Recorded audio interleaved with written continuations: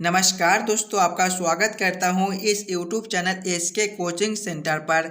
दोस्तों, आज हम लोग रीजनिंग के एक और नए पार्ट को देखने वाले हैं। ये रीजनिंग का पार्ट नंबर 65 होने वाला है। अगर आप इससे पहले वाले पार्ट नहीं देखे होंगे तो जाकर देख लीजिएगा।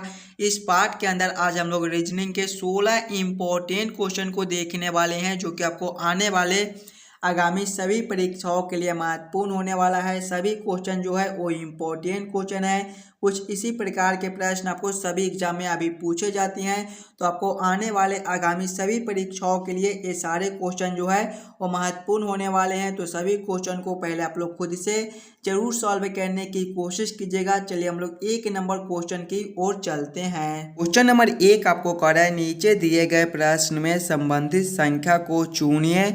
संबंधित संख्या चुनने के लिए बोला जा रहा है नंबर एनालॉजी रीजनिंग के प्रश्न है। प्रश्न आपको कह रहा है जिस प्रकार से 10 का संबंध 101 के साथ है, उसी प्रकार से आपसे पूछ रहा है 12 का संबंध कौन सा संख्या से होगा, जो इस वाले क्वेश्चन मार्क पे भरे जाएंगे। जब भी आपको इस प्रकार के नंबर एनालॉजी रीजनिंग के प्रश्न देखने को मिले तो सबसे पहले आप लोग ये सोचिएगा, ये 10 से 101 ये किस प्रकार से लिख रहा है। हम लोग 10 से 101 कैसे ला सकते हैं? गुना करेंगे, भाग करेंगे, जोड़ेंगे, घटाएंगे, कुछ भी करके हमें 10 से 101 लाना है।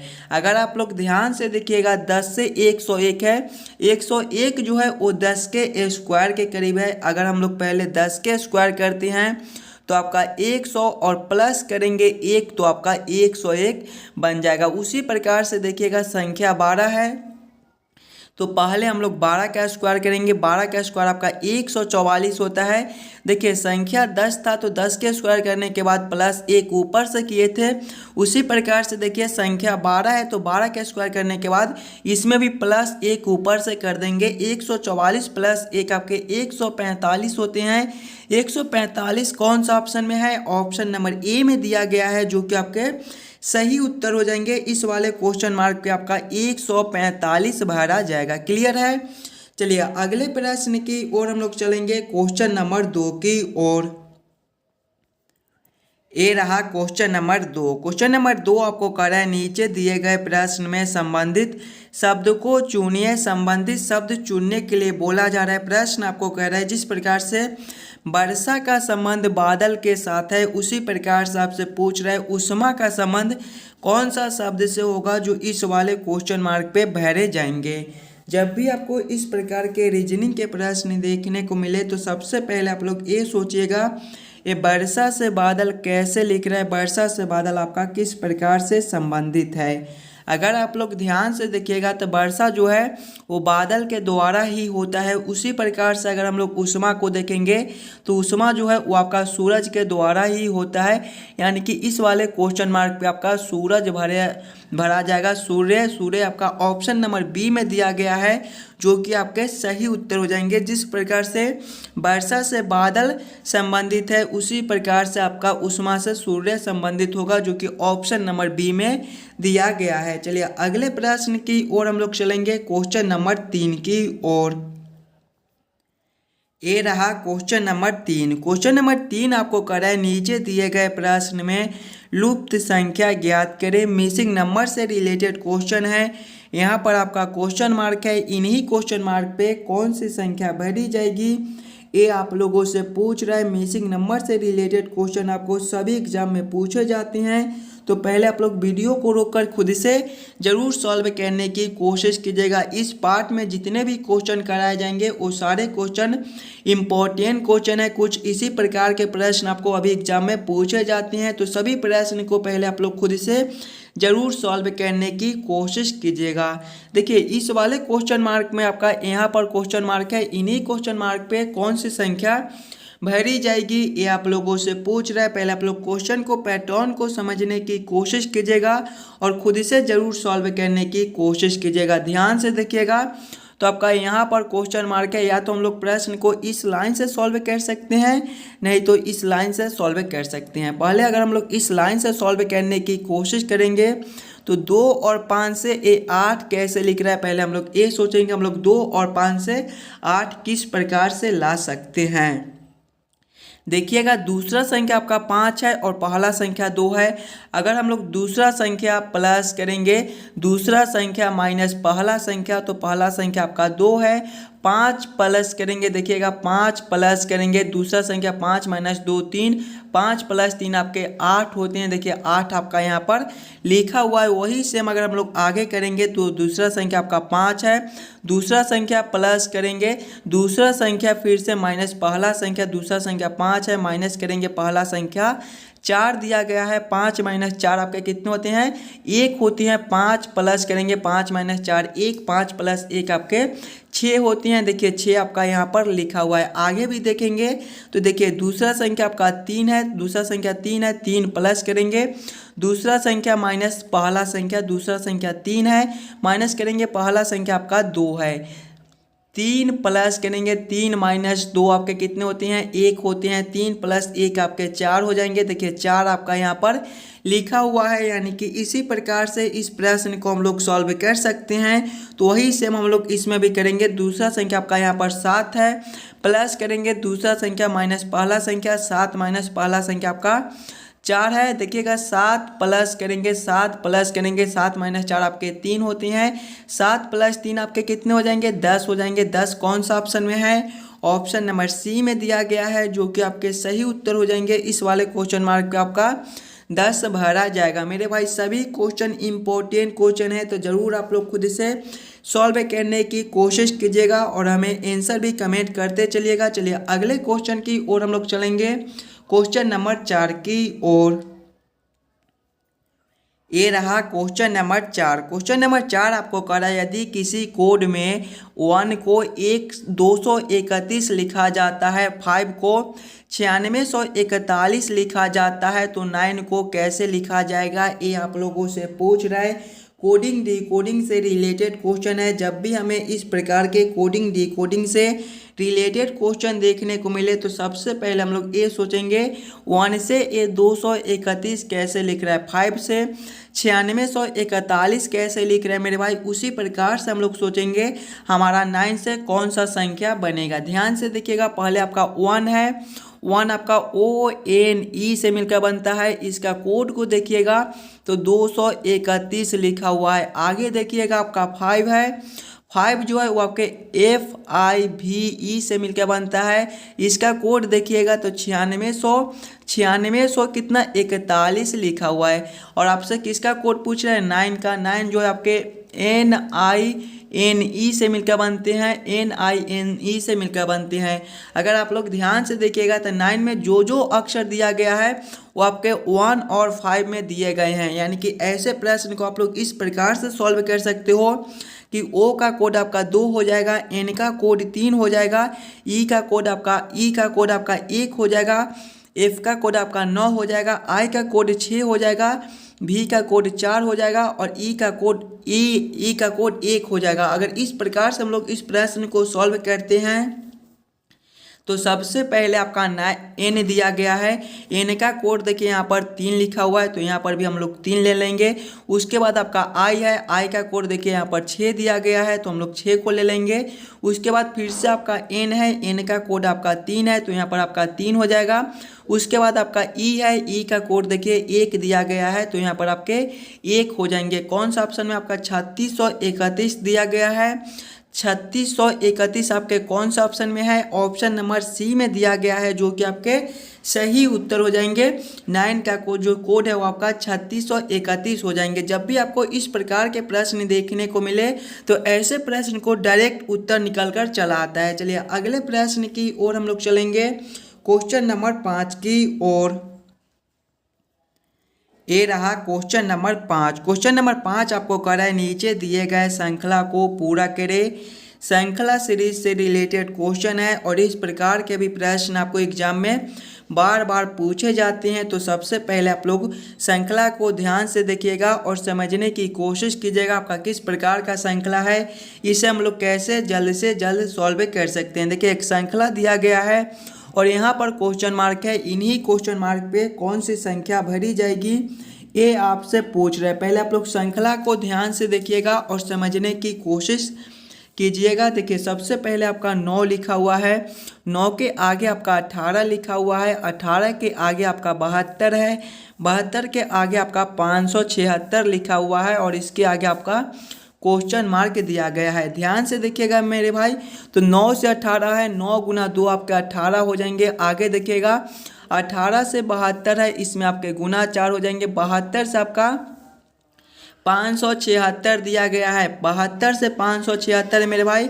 इसमें आपके गुना 8 हो जाएंगे। ध्यान से देखिएगा, गुना 2 गुना 4 गुना 8, तो अब अगले अंतर आपके कितना हो जाएंगे, गुना 2 के बाद सीधा गुना 4, 4 गुना 2 आपके 8 हो जाएंगे। जिस प्रकार से 2 गुना 2 आपके 4 होते हैं, 4 गुना 2 आपके 8 होते हैं, उसी प्रकार से 8 गुना 2 आपके 16 हो जाएंगे। यानी कि अगले अंतर जो आपके गुना 16 के हो जाएंगे। जब हम लोग 576 में 16 से गुना करेंगे तो आपके कितने हो जाएंगे, 6 1 36 आपके 3 हो जाएंगे, 6 6 42 3 45, 4 6 5 30 और 4 34 हो जाएंगे। इधर देखिएगा तो 6 7 5 जोड़ेंगे सभी को तो 6 5 और 6 11 हो जाएंगे, 1 हो जाएगा, 5 और 7 12 हो जाएगा, 8 1 9 9216 हो जाएगा। 9216 आपका कौन सा ऑप्शन में है, 9216 आपका ऑप्शन नंबर डी में दिया गया है, जो कि आपके सही उत्तर हो जाएंगे। इस वाले क्वेश्चन मार्क पे आपका 9216 भरा जाएगा। क्वेश्चन नंबर 5 का आपका ऑप्शन डी जो है वो सही हो जाएगा। चलिए अगले प्रश्न की ओर हम लोग चलेंगे, क्वेश्चन नंबर 6 की ओर।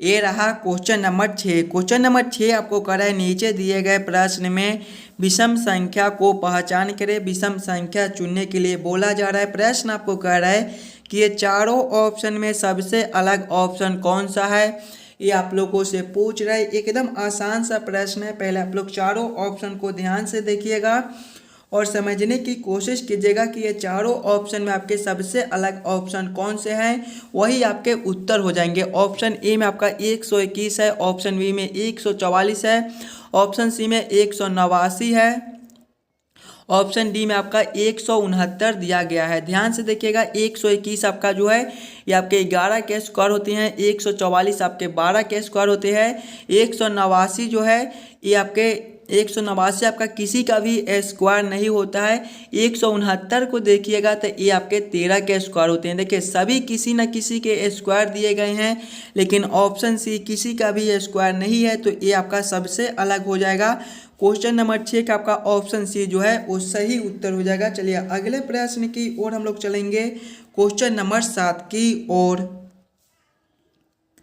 ये रहा क्वेश्चन नंबर 7। क्वेश्चन नंबर 7 आपको कर रहा है, दिए गए प्रश्न में संबंधित अक्षरों को चुनिए। संबंधित अक्षर चुनने के लिए बोला जा रहा है। ये आपके लिए बहुत इंपॉर्टेंट प्रश्न होने वाला है। इस प्रकार के प्रश्न आपको सभी एग्जाम में पूछे जाते हैं, तो पहले आप लोग वीडियो को रोककर इस प्रश्न को खुद से जरूर सॉल्व करने की कोशिश कीजिएगा। प्रश्न आपको कह रहा है, जिस प्रकार से BEH का संबंध KNQ के साथ है, उसी प्रकार से आपसे पूछ रहा है FIL का संबंध कौन सा अक्षर से होगा, जो इस वाले क्वेश्चन मार्क पे भरे जाएंगे। जब भी आपको इस प्रकार के प्रश्न देखने को मिले तो सबसे पहले आप लोग ये सोचिएगा ये BEH से आपका KNQ किस प्रकार से लिख रहा है। देखिएगा पहले आपका B है, उसके बाद E है, उसके बाद H है, और इससे क्या लिखा हुआ है, KNQ लिखा हुआ है। ध्यान से देखिए सिंगल अक्षर को, तो B से आपका K लिखा हुआ है मेरे भाई। B आपके दूसरे नंबर पर आती हैं ABCD में,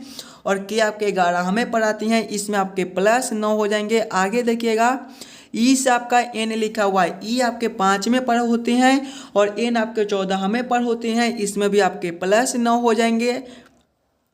आगे देखिएगा तो H से आपका Q लिखा हुआ है। H जो है वो आपके 8वें पर होते हैं, और Q मेरे भाई जो है आपके 17वें पर होते हैं, इसमें भी आपके +9 हो जाएंगे। यानी कि सभी अक्षर में +9 कर दिया गया है।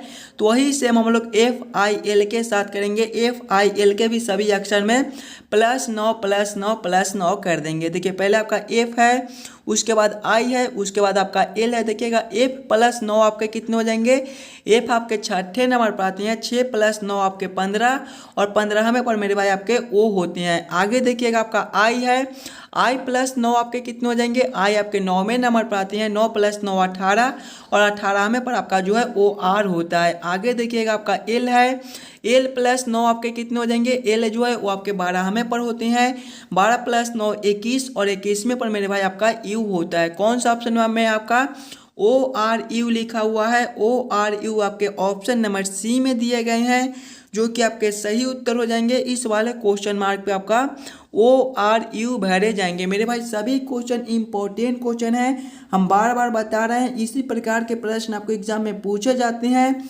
अगर आप लोग यहाँ पर खुद से सॉल्व कीजिएगा तभी ऐसे प्रश्न को आप लोग एग्जाम में जल्दी से जल्द सॉल्व कर पाइएगा। चलिए अगले प्रश्न की ओर हम लोग चलेंगे, क्वेश्चन नंबर 8 की ओर। क्वेश्चन नंबर 8 आपको कर रहा है, नीचे दिए गए निम्नलिखित शब्दों का सही क्रम बताएं।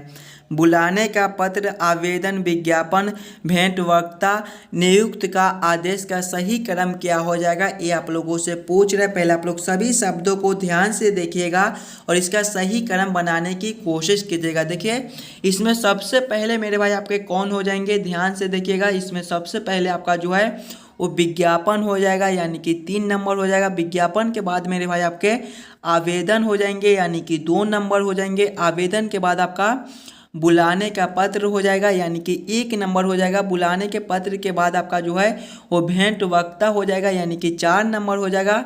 इसके बाद आपका जो है वो 5 नंबर नियुक्ति का आदेश हो जाएगा, यानी कि 5 नंबर।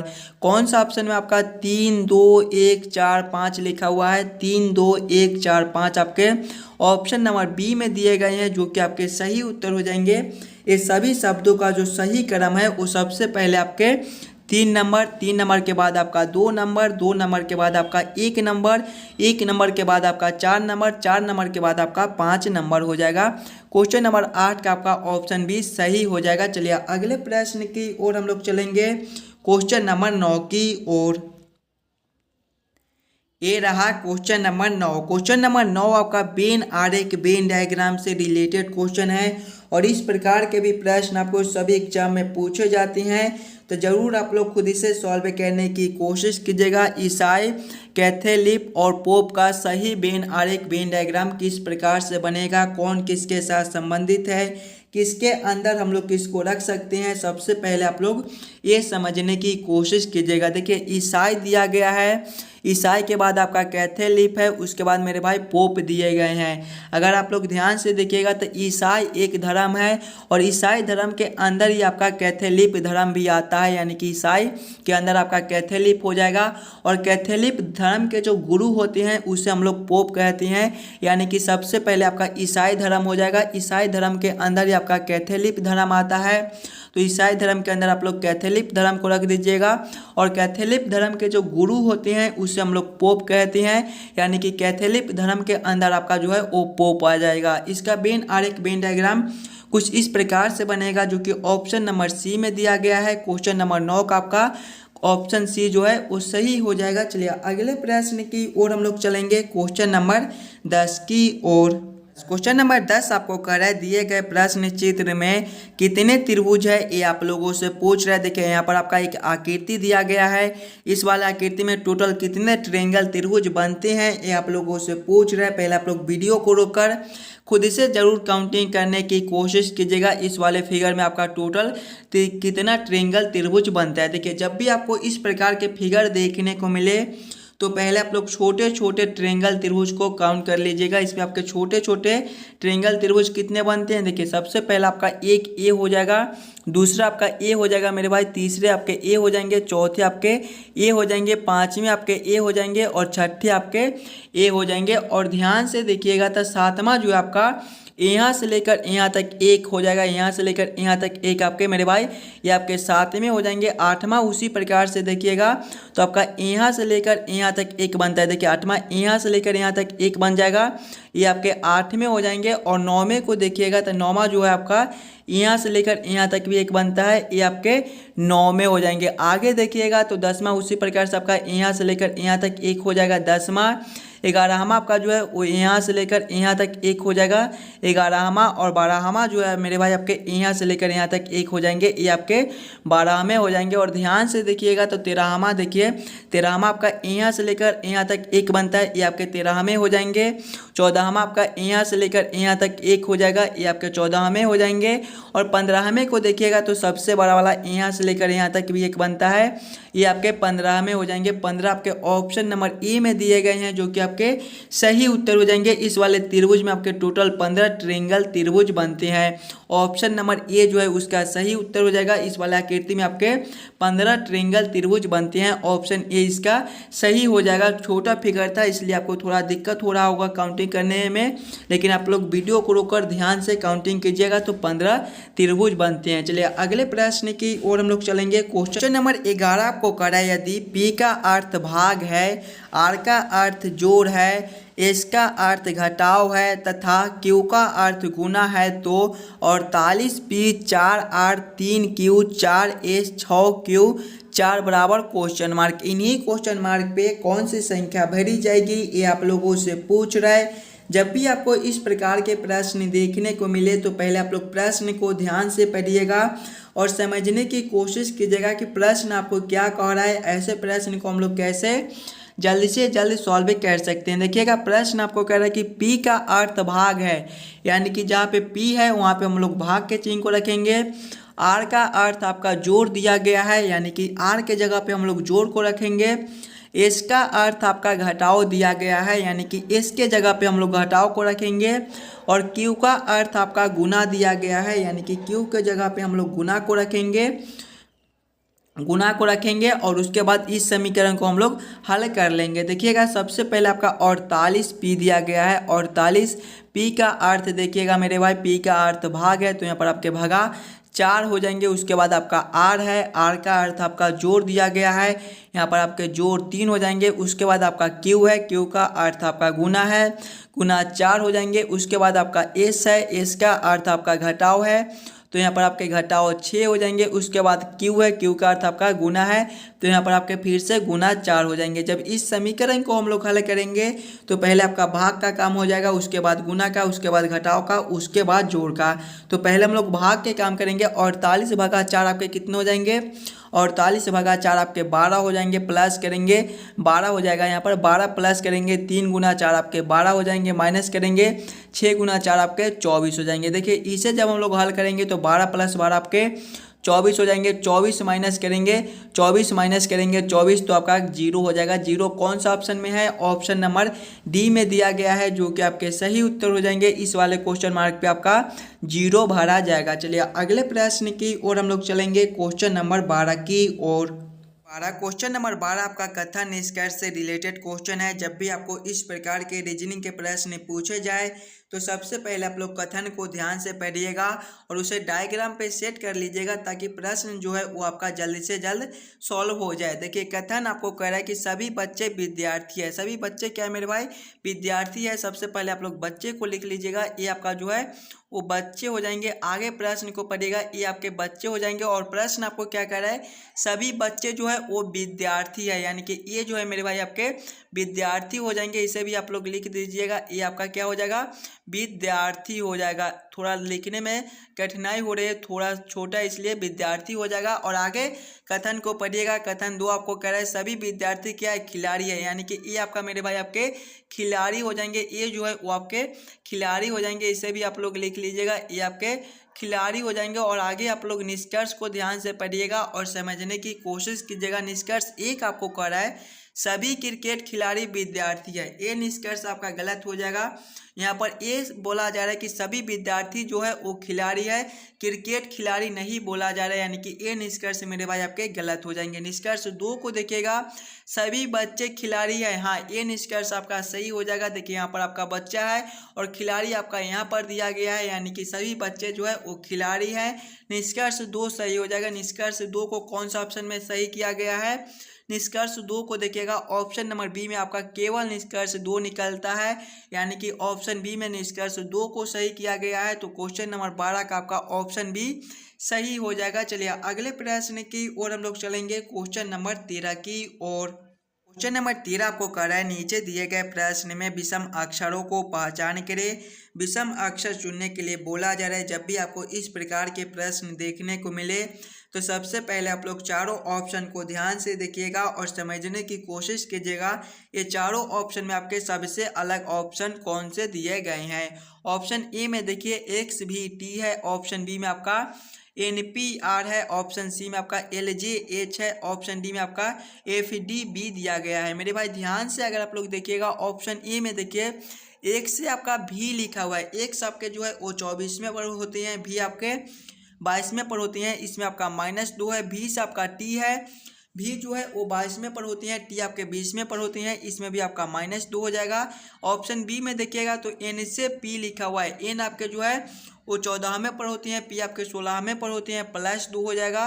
पी से आपका आर लिखा हुआ है, पी आपके 16वें पर होती हैं, आर आपके 18वें पर होते हैं, इसमें भी आपके +2 है। ऑप्शन सी में देखिएगा तो एल से आपका जी है, एल आपके 12वें पर होती हैं, जी आपके 10वें पर होती हैं, -2 हो जाएगा। जे से आपका एच लिखा हुआ है, जे आपके 10वें पर होती हैं, एच आपके 8वें पर होती हैं, -2 है। ऑप्शन डी में देखिएगा एफ से आपका डी लिखा हुआ है, -2 है, इसमें भी एफ आपके 6ठे पर होती हैं, डी आपके 4थे पर होती हैं। डी से बी देखिएगा इसमें भी आपके -2 हो जाएंगे, सभी में देखिएगा -2 -2 -2 -2 दिया गया है। लेकिन ऑप्शन बी में देखिए मेरे भाई +2 दिए गए हैं, यानी कि सबसे अलग आपका ऑप्शन बी हो जाएगा। क्वेश्चन नंबर 13 का आपका ऑप्शन बी जो है वो सही हो जाएंगे। चलिए अगले प्रश्न की ओर हम लोग चलेंगे, क्वेश्चन नंबर 14 की ओर। क्वेश्चन नंबर 14 को कर रहे हैं नीचे दिए गए अक्षर श्रृंखला को पूरा करें। अक्षर श्रृंखला से रिलेटेड क्वेश्चन है और इस प्रकार के भी प्रश्न आपको सभी एग्जाम में पूछे जाते हैं, तो जरूर आप लोग खुद से वीडियो को रोककर सॉल्व करने की कोशिश कीजिएगा। देखिए जब भी आपको अक्षर श्रृंखला से रिलेटेड क्वेश्चन देखने को मिले तो पहले आप लोग अक्षर श्रृंखला को ध्यान से देखिएगा। देखिए सबसे पहले आपका EGF लिखा हुआ है, EGF लिखा हुआ है, इससे अगर आप लोग आगे देखिएगा तो आपका HJI लिखा हुआ है, HJI के आगे देखिएगा तो आपका KML लिखा हुआ है, KML के आगे आपके क्वेश्चन मार्क दिए गए हैं। ध्यान से देखिएगा अक्षर श्रृंखला को और समझने की कोशिश कीजिएगा आपका किस प्रकार का अक्षर श्रृंखला दिया गया है, इसे हम लोग कैसे जल्द से जल्द सॉल्व कर सकते हैं। अगर आप लोग ध्यान से देखिएगा सिंगल अक्षर को तो देखिए ई से आपका H लिखा हुआ है, +3 है मेरे भाई, ई आपके 5वें पर होती हैं, एच आपके 8वें पर होते हैं। आगे देखिएगा जी से जे लिखा हुआ, जी आपके 7वें पर होते हैं, जी आपके 10वें पर होते हैं, इसमें भी आपके +3 है। एफ से आपका आई लिखा हुआ है, एफ जो है वो आपके 6ठे पर होती हैं, आई आपके 9वें पर होती हैं, इसमें भी आपके +3 है। आगे देखिएगा तो एच से आपका के है मेरे भाई, +3 हो जाएगा। एच आपके 8वें पर होती हैं, के आपके 11वें पर होते हैं। आगे देखिएगा जे से आपका एम है, जी आपके 10वें पर होते हैं, एम आपके 13वें पर होते हैं, +3 है। आई से आपका एल लिखा हुआ है, आई आपके 9वें पर होती हैं, एल आपके 12वें पर होते हैं, +3 है। ध्यान से देखिएगा +3 आगे भी आपका +3 है।